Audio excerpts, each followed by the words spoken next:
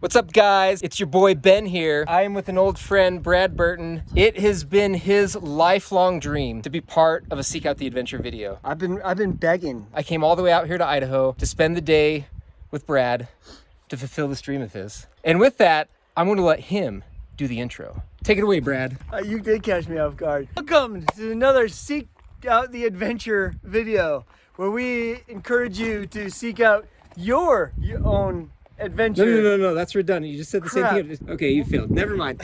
Welcome to the video. We are here at a place called Paramount. We're in Ryrie, Idaho. This is a place where I cut my teeth in climbing. Brad is finally confessing that he's probably never been here before. I never have. Not to his recollection. But I've always wanted to come and just do all of the routes all at once in one session. We are doing what's called the Paramount Sweep. We're going to sweep this wall from left to right. The more you go to the right, the more difficult the wall will get. Here we start the wall off. We just discovered there's like a new route. I have known nothing about it. The original route starts at the 5.7 trad line and then a 5.9 sport line. Both of those are to the left of this arete. Then to the right of the arete, you got a 5.9 sport line. Then there's a 5.9 mixed route, a few bolts, a few trad pieces. And then the rest of this section is mostly 9s. I think there's 110 in there. Then you get a gap of rock that just has no routes on it. And then over here by this fallen arch, there's a 5.8 that's on the wall, and actually a really short 5.10D on the fallen arch itself. Then beyond that, just in this little cove, there's two 5.10s and then a little gap, and then there's the two hardest routes. We're trying to do this all in one session. It's maybe 1:30 p.m. right now. We're equipped with headlamps. We're equipped with a shop light if it takes us into the night. This is, I think, my second time climbing this year. I might not make it, but I will belay the crap out of this wall. How many routes total? Last time I checked, it was 15, but with this other one that we just found, 16 maybe? Let's start. It's a pre-warm-up. Yeah, it's the warm-up to our warm-up. Here's Brad heading up the first route, unknown, know nothing about it. Seems a little contrived route, but here you go. So I'm going for the super non-efficient approach for this next route. It's a 5.7 trad line. I don't want to waste time trying to figure out what pieces I should get. I'd have to crawl up there and look at the line. I'm just taking a double rack of everything. So yeah, all you weight weenies, take that, you know, because like I got guns. Look at all this gear. This is way this is way overkill. It's the Scoutmaster approach. Boy Scouts is be prepared. Scoutmasters bring extra. This is what route number 2 looks like. We just take the two cracks up through this. So we did slow and easy, which is that crack line I showed you before, and now you can see the rope outlining aerial boundaries. 5.9 sport route that just goes along the point of this arete. Really, really cool. Yeah! Aerial boundaries, 5.9, route number 3. Also check out this Ryrie, Idaho view. We trust the pencil Greek. Brad on the 4th route, aerial fantasy. These first 4 routes are like so close together, we literally have not moved our rope tarp. Got route number 5 called fantasy, 5.9 plus. Starts out on some bolts and then finishes off on a nice finger-sized crack, plugged 2 pieces. Check this out. Hey mom, look at me. That's look a at shoe-in. So we just had a little blip with the route finding. The route fantasy, a 5.9 plus. We approached it as a mixed climb. Your like hands are going around my waist. What are you doing? I'm still in your truck bag. So I guess there's 2 different ways to do fantasy. We did it the mixed version, and then we just did it the all bolted version. So technically we just increased our route count by another route. The project is now a 17 route project, not a 15. Why not?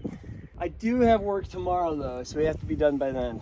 All right, the route that you see the rope laying on now is Thin Red Line. I think it's what it's called. It's the 10B. Man, I wasted a lot of precious resources, time, forearm pump, and brain cells just trying to route find this thing. All right, just got done with this 5.8 trad line. Went down this somewhat fist-sized crack. I was afraid I wasn't gonna have enough big stuff. As you can see, I got tipped out number 3s. I think that's route number 7 or 8. What's our count? Oh man, I think it's 8. On Chuck and Jed's excellent adventure. 5/8 crack climb. Hey, I'm rock climbing. Just got done with Mr. Rogers. Same The thing. eighth route, maybe? I think that was 9.